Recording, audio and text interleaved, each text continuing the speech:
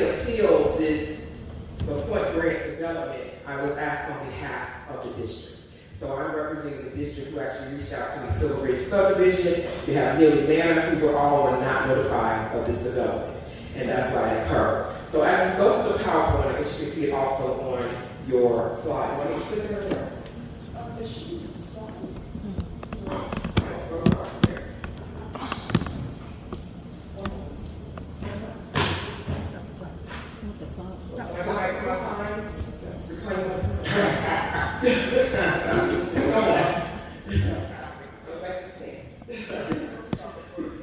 Also, too, I'll make sure to put an address down, say your address too, so we can record it. If we know you. Thank you.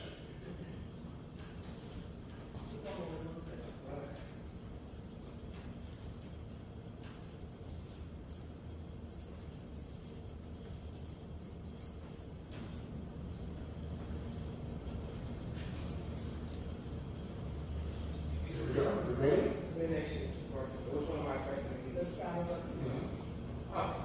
I'm Commissioner Alana Sanders, representing 1124 Clark Street right here, representing our residents. So as I go quickly, because I only have 2 minutes, as you are aware, this development is in front of a high school.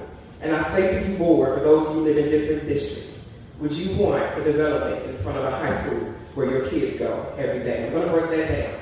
It's also 216 residential units that are considered apartments.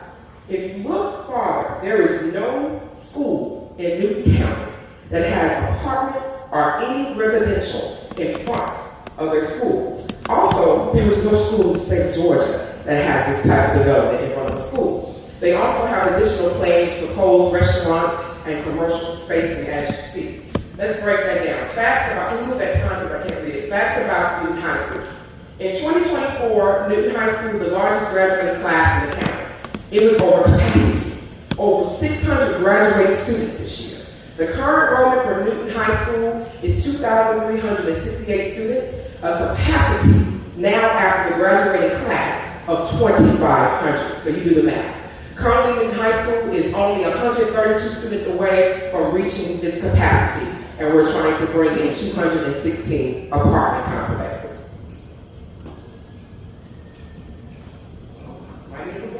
Here we go. Let's break down the school system. What I did was the East and the West, because here, before I came on this board, we always talk about the East and the West, and even the North and Newton. Look at West Newton, where the school will be located. Fairview Elementary is only 5 students away from capacity. Live Oak Elementary is 2 students away from capacity. Clemens Middle School is 163 students away, and Newton High School, as you saw, is 250 students away. These are the schools that are in the Fairview corridor where this development will be located. Now let's bring down, the school district is minority, 70% minority. The school district reading and math proficiency is below the state of Georgia. Okay, yes. District 3 is 60+% minority. Look at the east side of Newton. I'm only breaking that down because I want you to see the different enrollments in the various sides. So we have East Newton Elementary, which is an enrollment of 582. The capacity is 625, but you can see they're almost at capacity with 43 students. Because the middle school is with fees and 2, those areas, fees and 2, East Side High and East Newton Elementary all feed into East Side High, which is 536 students, capacity 850. Brings you at 314 students away from capacity. And East Side High enrollment is 1502, capacity 1750, leaving you with 248 students from capacity. As you see, Newton is full. Let's look at exit 88. Move it over just a little bit. Exit 88, which is the Crawl Road exit. This is the actual picture of Crawl Road that came from residents that are frustrated. So residents currently experience delays on the interstate. When they get off of Almond Road, they're actually sitting on the interstate. There is no exit ramp for them to get off. They're actually on the interstate. Construction widening for Crawl Road is not scheduled until 2040. If the development of it, the design of it will start in 2038. 2040, that's also the traffic study y'all read.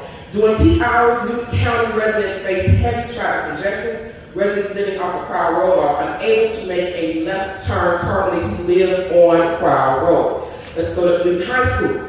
The exit and entrances are are available at Fall Road, Ramway, and Jack Neely. The proposed development will have 2 driveways that intersect with that one road. That road that is used by the buses, the students who drive, the faculty, the staff, the administration drive to school, all utilizing that same road.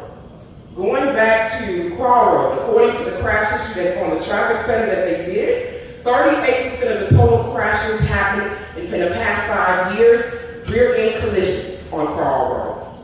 Angle collisions were also frequent according to 57%, and your angle collisions occur with 2 vehicles who hit at an angle, typically with one vehicle front striking the side of another. That's 57% on Qual Road. Current intersection issues. The intersection of Qual Road and Ramway currently experience operational challenges. This all came from the traffic study you read, especially with eastbound left turns. And again, the issue expected to persist until at least 2025. But again, Qual Road will not be widened until 2040.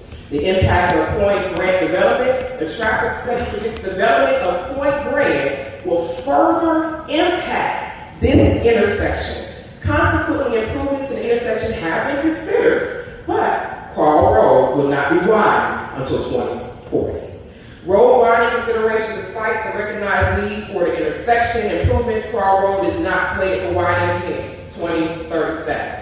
Jack Neely is the same way. As you can see, they made considerations for Jack Neely, but guess what? They're not responsible for the widening of Jack Neely or anything developments on Jack Neely because it does not be a part of their development. So that falls on you as taxpayers, the county of Newton County that you live. So what will happen? Residents will use Jack Neely and Ramway more often to avoid Qual Road. That's the school that students are attending on a daily basis. Important factors, the residents. Hundreds of residents were not informed about the development meeting. The development service confirmed that the standard size signs were not used on that time because they had some issues with public safety.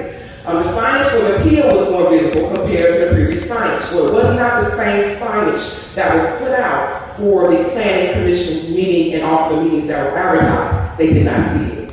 Fire services. Adequate fire stations are lacking to cover the area. I just had a conversation with our fire chief. We do not have adequate fire stations to cover District 3 because of the density. Fire services were not involved in the discussion of this development. Law enforcement was not involved in the discussion of this development. We do not have information of where we can cover this area. We already are full.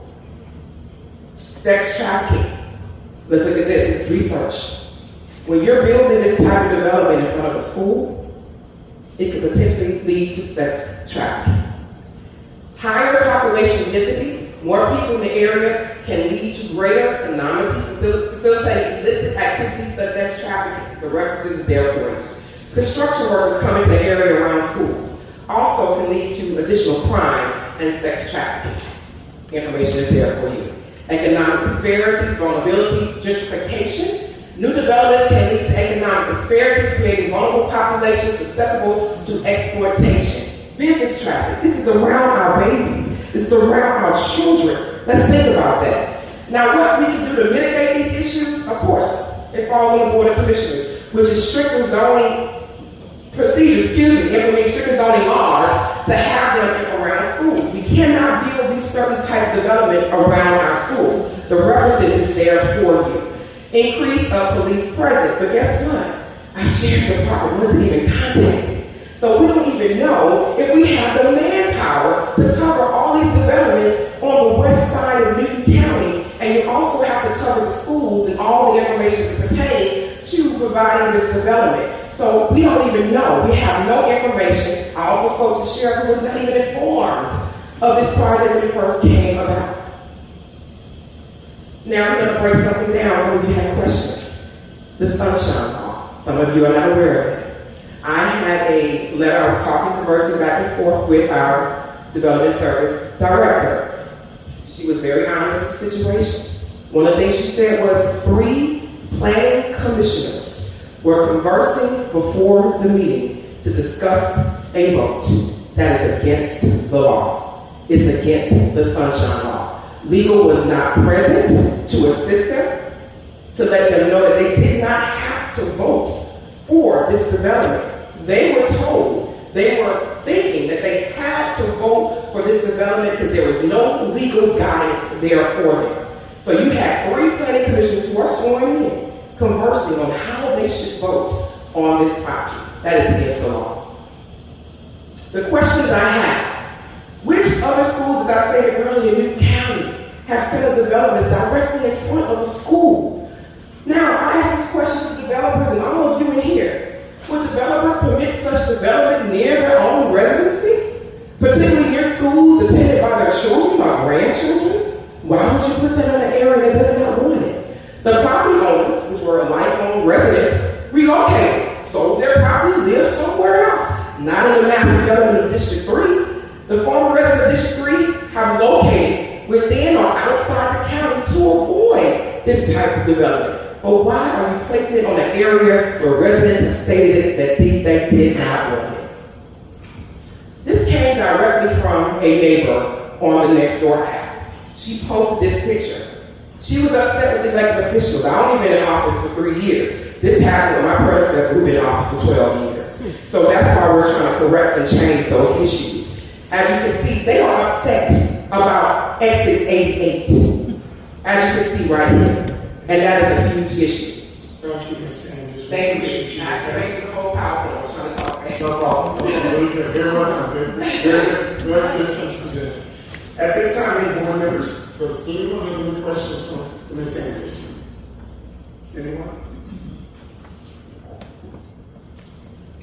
Commissioner Sanders, you stated that the information that was given for the ordinances took place prior to you, your predecessor was there for 12 years. You said that these haven't been really visited since probably 2009, I believe Sheena said.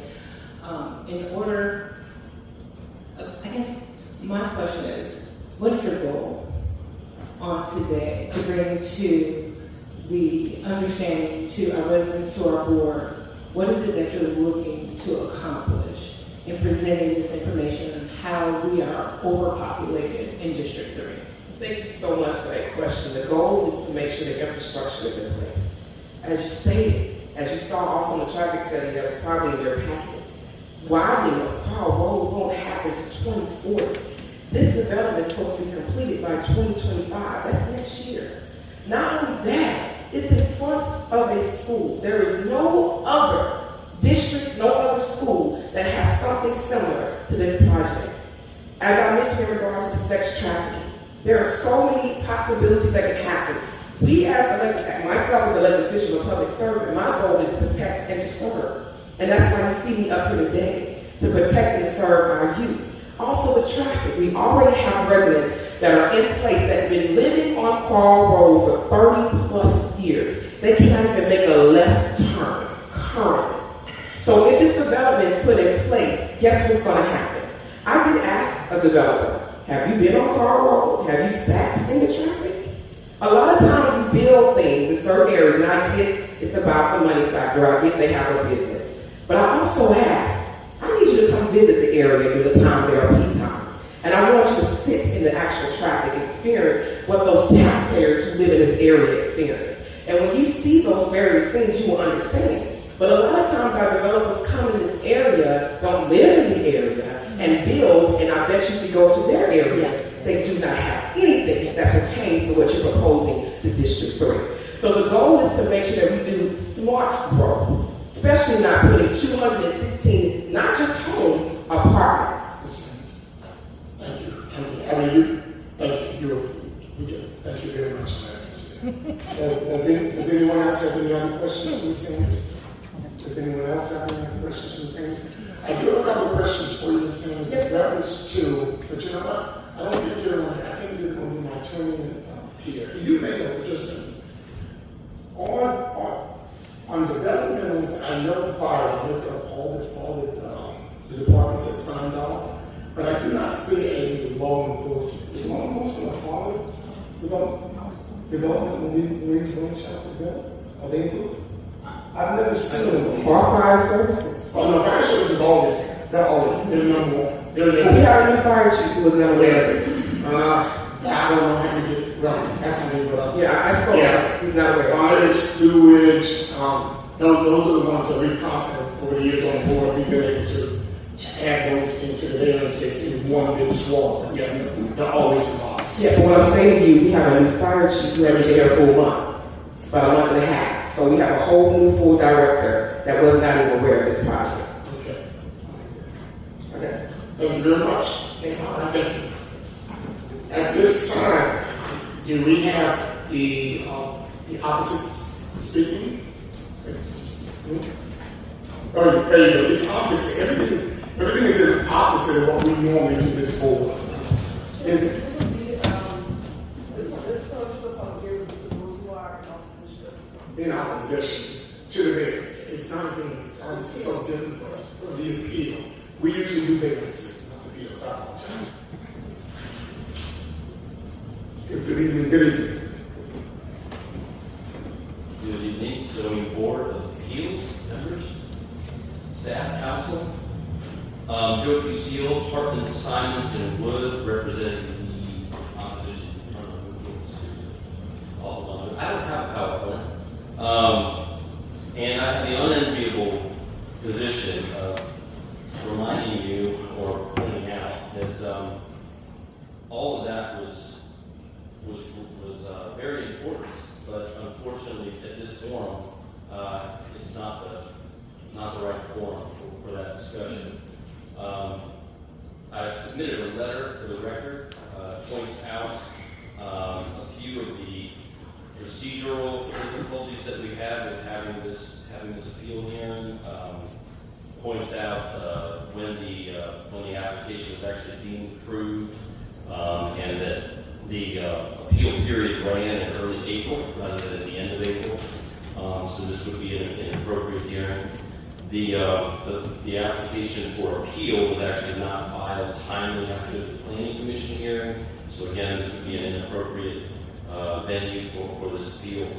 And then the appeal was not heard in time. Even if the application were done on time, this hearing would need to have been held prior to or on June 17th. So unfortunately,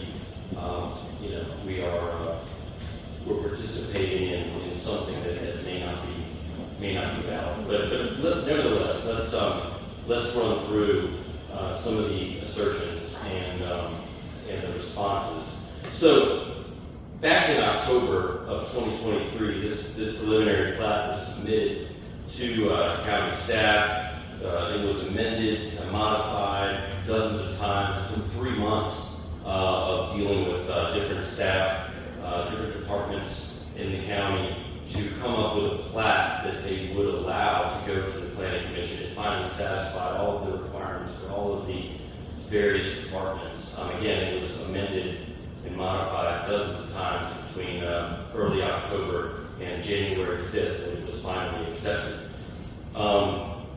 The plat itself was heard at that February meeting and was tabled in that meeting. The applicant was advised that they would need to hold a community meeting. That community meeting requirement is not in the regulations, and the application for preliminary plat approval was tabled without the consent of the applicant. But they went ahead and had that community meeting.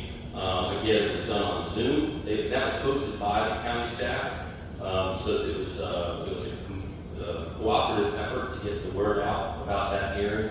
We only had 2 attendees. It was done virtually, and the idea with virtual was to actually have more people be able to attend. But again, we only had 2 attendees.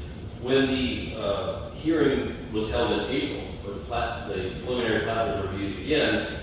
It was again approved unanimously, and then an appeal was filed, and we held another community meeting.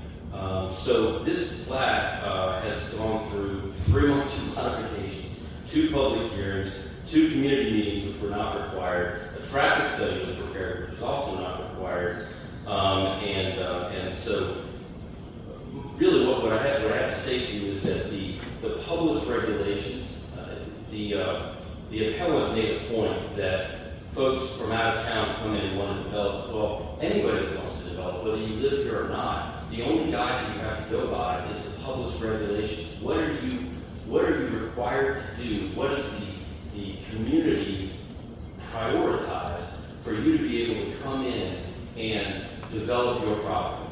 In this area, if you look at the staff report, there's a paragraph that you may have skipped over, and it's this character area section of the staff report. This is from the land use plan, and this talks about this area. It refers to this area as an established suburban core, characterized by the highest level of density, with the majority of existing suburban neighborhoods. And I'll let you, I'm not going to read it to you, but it contemplates that this would be an infill area. Infill development is normally considered this type of development with multifamily residential apartments, if you will, the restaurants, the shops, the office, really creating sort of a live-work atmosphere. This is a very progressive and I'm going to lost the word for a second there. This company is taking a real chance in putting this type of development here and really looking toward the future. There was a mention of adjacent to a school, and it's at the end of the street, at the main intersection on the road that leads to the school. But if you'll ask staff, maybe after this or later about their opinion, a multifamily in this type of commercial is considered a transitional use in planning. The majority of this area you saw from the aerial photograph is single-family residential. Normally, when you have single-family residential in proximity to an institutional use like a high school, you want transitional uses. You want that buffer between the single-family residential and the institution. And in most communities, that is apartments, shops, and offices, live-work communities like this is being proposed for. Mixed use, which is what this is zoned for. The overlay district, specifically for this area, is mixed use. Mixed use is residential, commercial, office, all of those things working together in the same area to create that pedestrian sort of live-work community, as I mentioned. So I want to just address a couple of claims.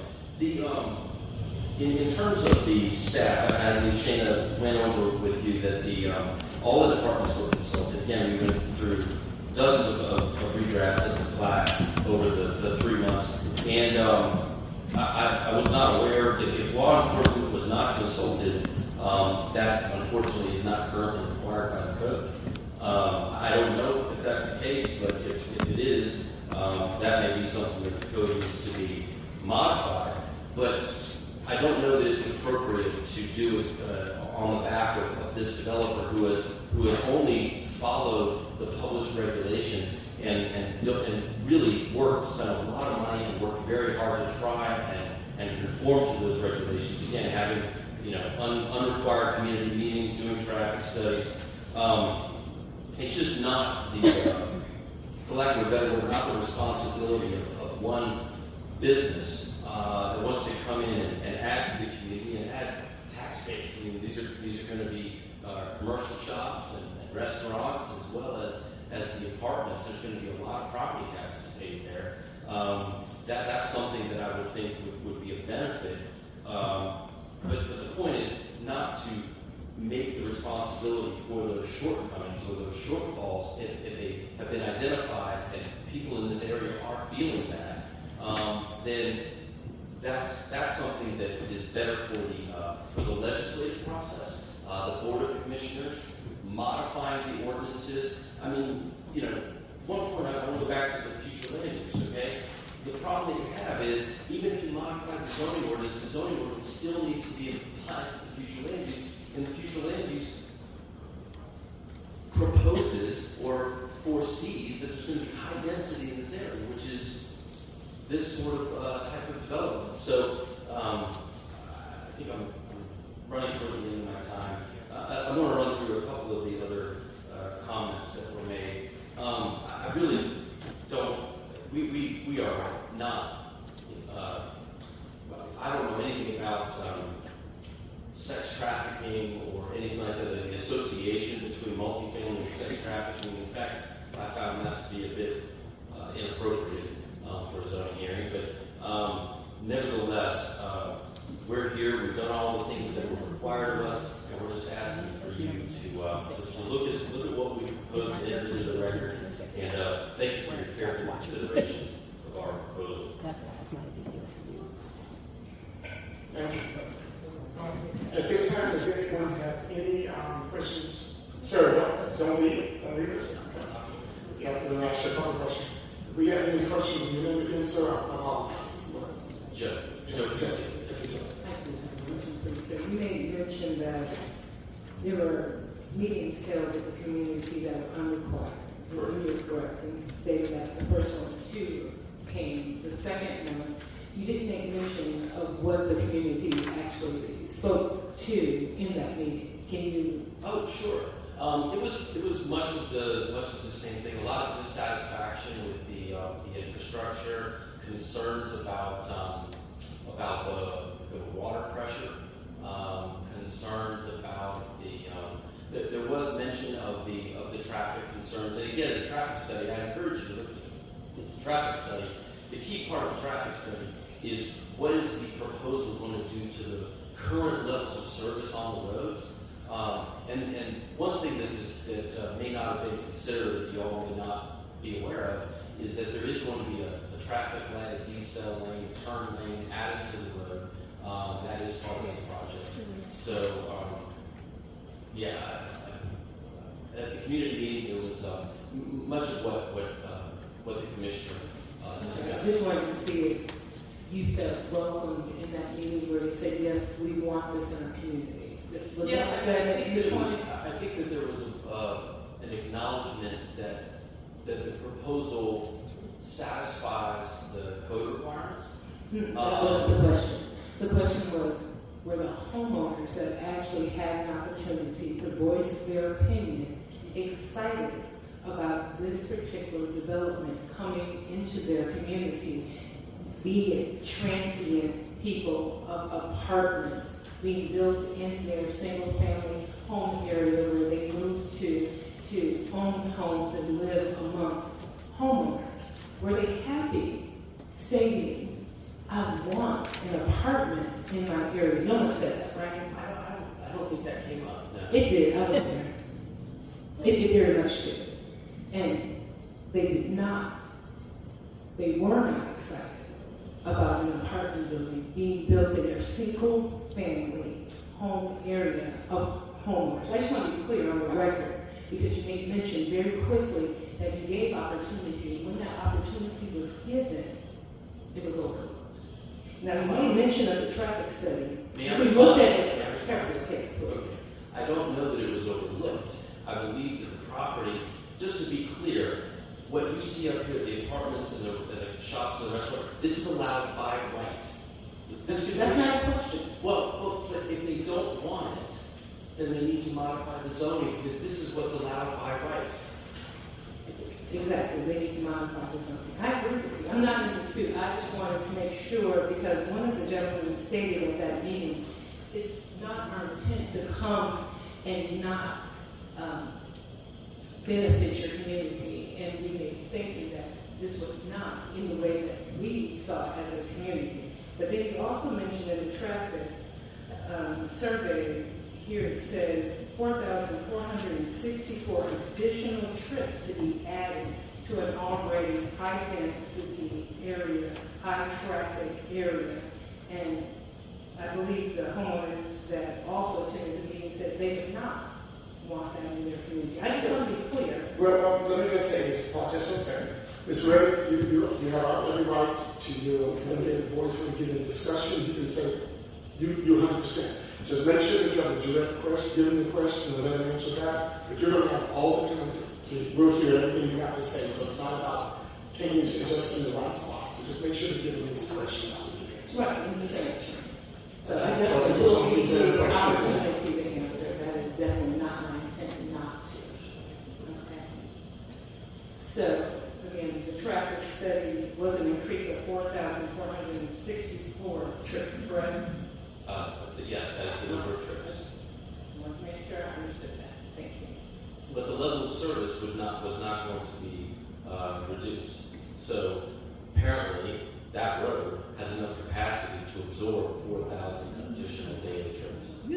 clearly you have never traveled on that road after 5 o'clock. I've sat in Engineering is an interesting thing. Sometimes, there are moments where it doesn't make any sense, but at the end of the day, they went by the GDOT and the normal standards for road design, and found that the 4,000 trips would not modify or significantly impact the level of service on that road. You're correct in stating our antiquated ordinances did allow this. I appreciate that. Okay, at this point, is any other questions? Any other questions? Thank you very much, sir. Okay. All right, guys. So at this point, Ms. Reagan, this is District 3, and we are going to allow you the opportunity to go ahead and make a motion. And we're going to move forward and hopefully give it a second, not to get into discussion. Is anybody for Really it? talk. Okay. Is anybody for? Can anybody speak for? No. No. There's a 10-minute total presented for the applicant and the opposition. That's always the standard. That's why in the beginning I said, if you have one person that speaks, it's always the standard. That's the way it's always been. He said it's Okay? So at this point in time, Ms. Ready? No. You have time to make a motion. There'll be a total of 10. Or if you want to act on it, Yeah, that's true too. That's true. You know about that. Spokesperson. You asked us to get a spokesperson. And we have to have. I want to get clear, Tina. If a vote is made for this appeal, what would be the outcome? If it's a vote to approve and the board as a whole gets enough votes to approve, what would be the outcome? If there's a vote tonight to approve the appeal, what the BZA will do is, in essence, overturn the planning commission's decision to approve the plan. And vice versa, if there's a vote to deny the appeal, then the board will uphold the planning commission's decision to approve the plan. And this is a question for our attorney. If the board votes to approve the appeal and it goes through, what's the next step? Can you share that with everyone?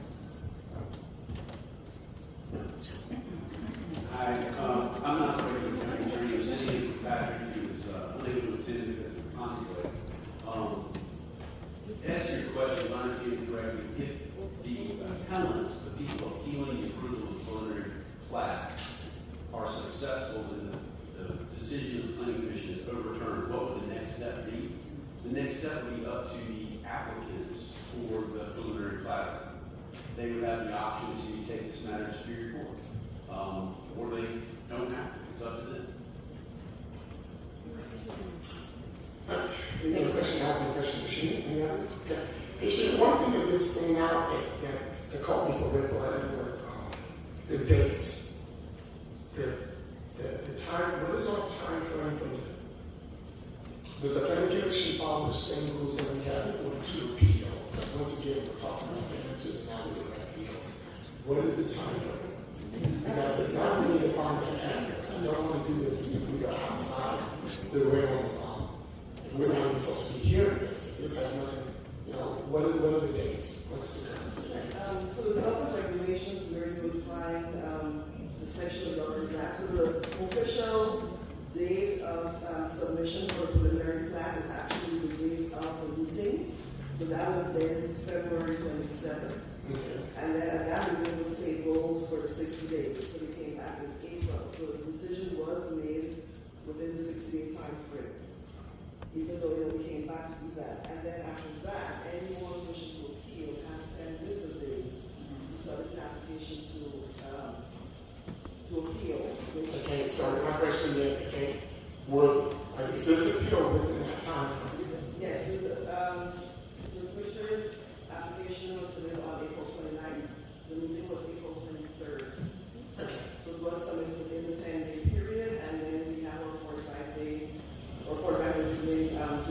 so we're okay. Okay, no problem. That's all I want to know. Okay, thank you. Any other question? Okay, at this time, this is District 3. Ms. Redden, you can so move. Excuse me, we don't get any time at all? What is what the paper say? That's what the paper say, that's what I filled out. The process, I'm going to do it one time. I'm going to have it in this. The process of the Zoning Appeals Board is there is 10 minutes for the applicant, total 10 minutes. Subsequently, I said at the beginning of the meeting, if you want to split that up between multiple people, you're welcome to. Or if there's one person, it's 10 minutes. Hold on, no. I'm answering it something because I'm out of order what I'm doing here. Afterwards, there's 10 for opposition total. That's it. If we gave 10 minutes to every applicant, we would be, no, but that would not be. We have not deviated from these rules in my over 10 years on this board. So at this point, we will continue with this effort. Ms. Redden, you have the time to do that.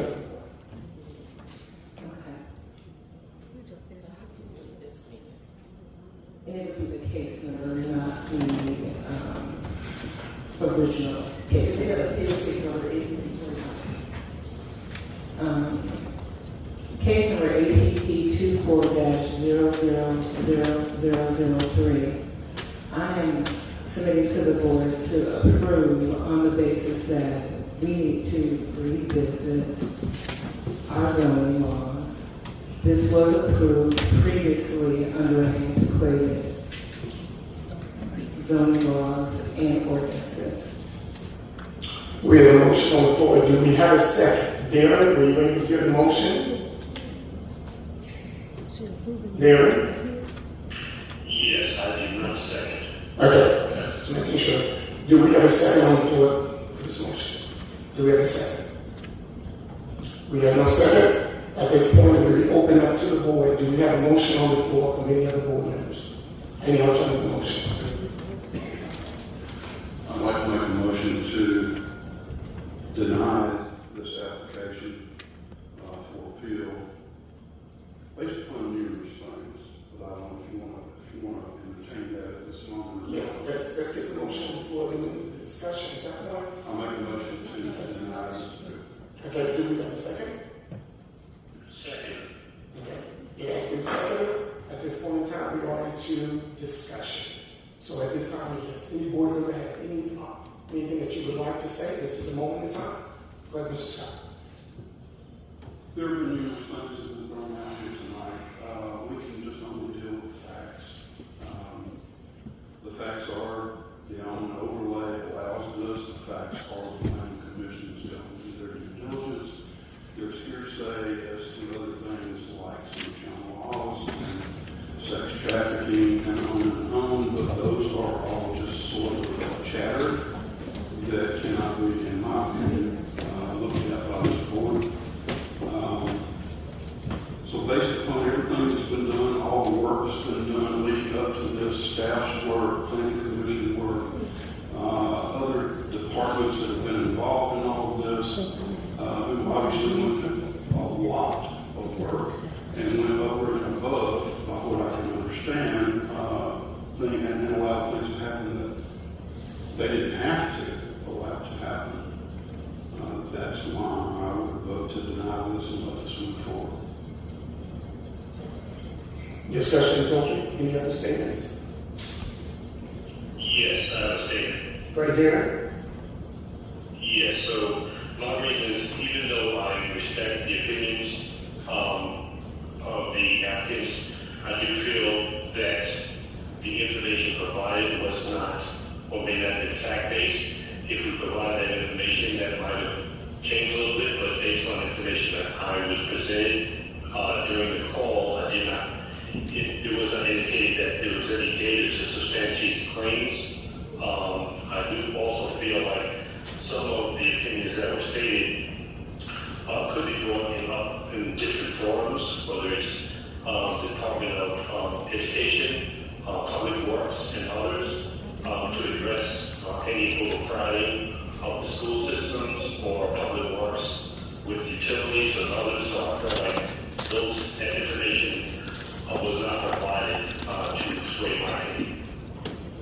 Okay, thank you very much, Darren. At this point in time, Ms. Reddy. Ms. Reddy, do you want me to give you the last word? Would you like the last word tonight? You okay? Go ahead. I just want to go on record in saying you are correct that the data that was presented today did not give cause to approve it. Because I live in the community, because I experienced driving on that road, and my child may go to Newton High School, and I know that I personally would not want an apartment building, as well as the rest of my community, which communicated that on the open forum night that they came to give us space to speak to them, where we were finally notified and aware that we had an opinion. I say this to my community. It's our ordinance that are outdated. We cannot change this one, but we should not let this happen ever again in our community, because we're aware how it works. Okay. I've been the longest serving member on this board. I've been through probably the majority of most of the most contentious hearings in this county. I probably have served longer on this board than most of them. I'm trying to think there's a county commissioner that's served longer than me. I do not think so.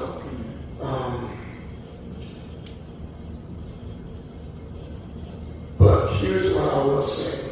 There are some definite defects in our laws and our regulations in this county, without a doubt, they need to be corrected.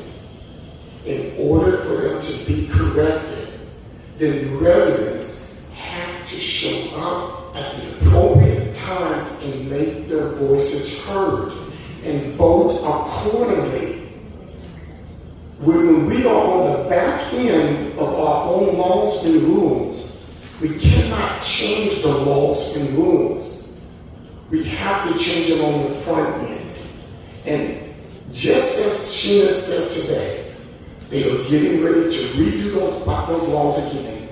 And I even asked her today, I said, hey, did you get all the laws and regulations that this board has problems with it? Did you get those to the commission to get changed?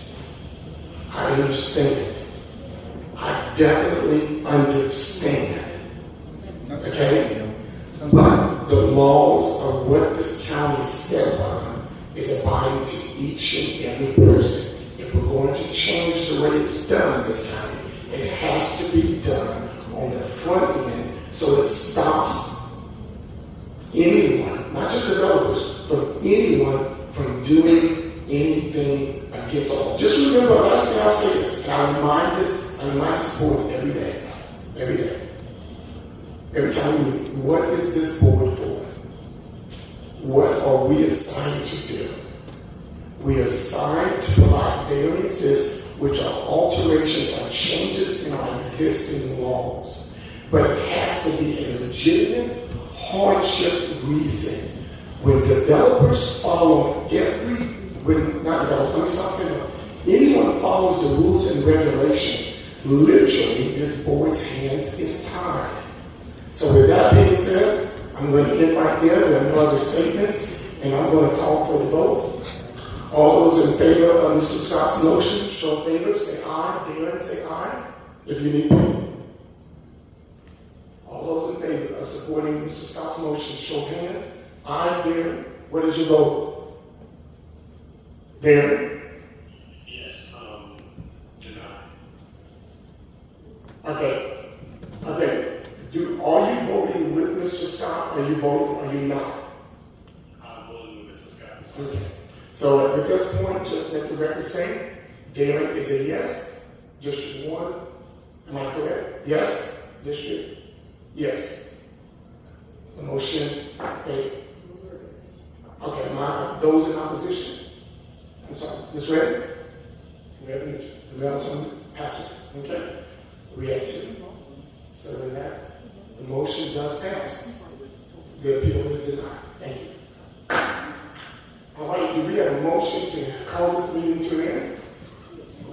Do we have a second? All those in favor, show their hand. All those against? Thank you guys very much.